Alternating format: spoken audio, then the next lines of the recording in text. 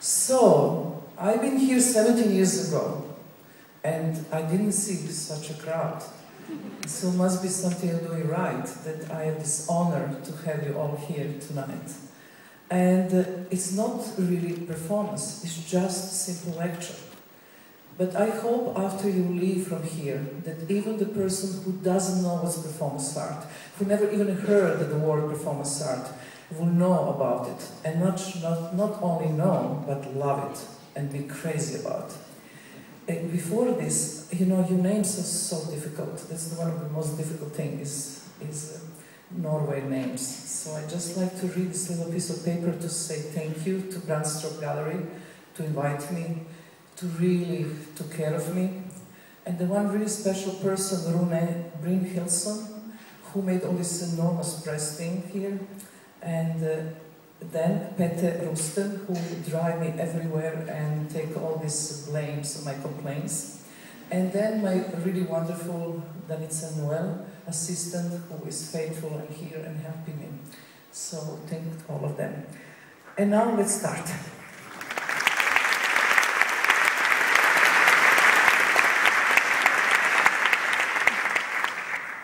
So I was thinking before I come here what I really have in common with you. And there are a few things. I think this old Viking issue, all these polar heroes, all this difficult life, you know, confronting with this crazy weather you have here, it makes you so strong, so determined, and so in good shape. And, you know, to be performance artist, you have to do the same. You have really to be strong. I have to start this lecture with a little event that happened to me just a few months ago. I got this phone call from the guy I never met before, and who is a very famous science fiction writer. And he said to me he would like to have lunch with me and he had the book to give to me as a present. So I said, that's wonderful, I know his books, they're really famous. So I go to Los Angeles and have the lunch, and he gave me this book. And this book, the title is 2312, means future. And I said, that's wonderful. But he said, you know why I'm giving you this book? Because you are one of the characters in the book. And then what I'm doing in 2312. And he said, very simple. You're performing in asteroid on the Mercury in non-gravitational space. I said, wow, that's even more interesting. But I said, why me? The hundreds and hundreds of artists, why I have to perform in Mercury? He said, because your work is so immaterial and you're perfect for galactic trips. So this was one event, unrelated. Then, 3 months later, I go completely different part of the world. I go to Brazil, in Amazon, and to meet some shamans. And there I met this woman who is oracle. And she's looking into future, but actually she's using meteorite stones. It's highly interesting for me. So she's saying to me, oh, you never feel home anywhere, which is totally true. I was, you know, born in ex-Yugoslavia. I never felt, you know, good there either. I go to Germany. I am not German artist. I live in Holland 30 years, even Dutch passport. I'm not Dutch artist. I'm now living in New York. I don't feel American. I don't feel anywhere home. I always feel my home is just my body, and every hotel room can be another home. I don't care. And she said, oh, this is very simple why you feel like this, because you're not from this planet. You have a DNA which is solar dust from some, I don't know, far away, the galaxy.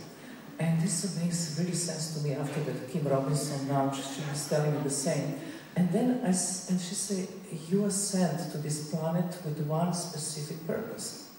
And I said, oh my God, I really want to know. She had no idea what I'm doing. She had no absolute idea I'm a performance artist or crazy woman. I am nothing. And I said, what's my purpose? And then she said, very simple. You're sent to this planet to learn the humans how to transcend that pain. That really kept my interest.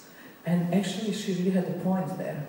It's my entire work. It's a lot to do about pain, and it's a lot to do about immateriality of performance art. So now let's start from the complete beginning. First, how everything started for me. Everything started very, very simple. Since I was, I don't know, 7, 8, 9 years old, I was painting. And I was always jealous of Mozart, who started with 7. I had my first exhibition with 12. And I was painting, you know, actually making little drawings, you know, all kinds of stuff. And then when came my 14th birthday, I asked my father if he will give me a present. And my real present was to give me oil paintings, because for me, to transcend it from watercolors and just crayons to oil painting was a big jump, and I would be a real artist. So my father was national hero from the Tito time, and no idea about art, no interest either. But one of his soldiers actually became abstract painter and studied in Paris. And so he said, I'm going to call him and you know what to do with you. So we went with him to shop. And we went to shop all the stuff I need to become the oil painter. So he shopped lots of stuff, and we came to my little room, which was like proclaimed as my studio, and he gave me my first lesson of painting, who actually became a very, very important event in my life. What he done, he just take irregular piece of canvas without putting them on any frame, and just put them on the floor. Then he opened one can and throw some glue on the top. Then he saw some white pigment, a little bit of yellow pigment, lots of red, some green, and then he put just like a kind of turpentine and gasoline over the whole thing. Take a match, throw on this whole thing, everything exploded, and he looked at me and he said, "This is a sunset," and left. So that's really what starts being interesting. Can you imagine 14 years old kid standing in the front of the sunset, a miracle, and I don't know anything about it, and this first painting lesson. So I wait for weeks and weeks till this actually sunset dry. And finally dry, I very carefully pinned on the wall on my little room and went to my parents with the holidays. It was August. When I came back, the sun was hitting directly to this painting, and this old glue and everything, all those pigments just kind of melted and fall on the ground like a dirt, and was nothing left from sunset.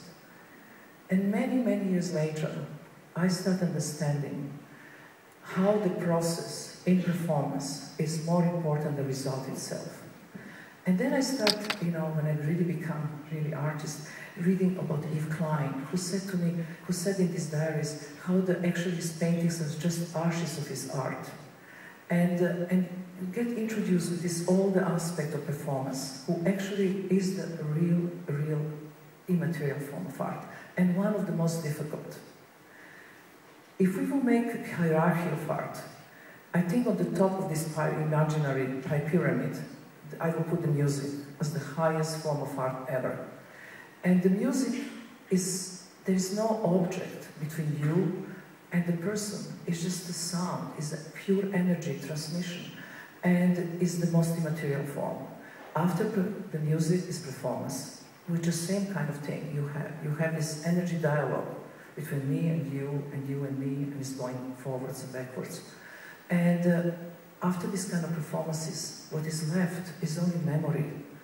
And the memory we have to think can live a long, long time. We can think about Aborigine culture, who has never been written one word, and the memory of rituals preserves this 30,000 years. But it's really difficult in our society to deal with memory, because we always like to touch things, to preserve things, to put them in museums, to do things with them. And performance art is not like that. If we ask the different artists what would be let's say, the definition of performance art, it will be many different answers. I can say my definition after 40 years. This is what I come with. I think that performance art is mental and physical construction when artist takes in specific time and place in the front of the audience, and then performance happens. And everything in that moment, even electricity stop, or you have earthquake, or something completely unpredictable happen, is the part of the piece. Because it's about reality, and it's about here and now. It's nothing about past, and it's nothing about future that didn't happen. It's just about that particular moment. You are with me here and now.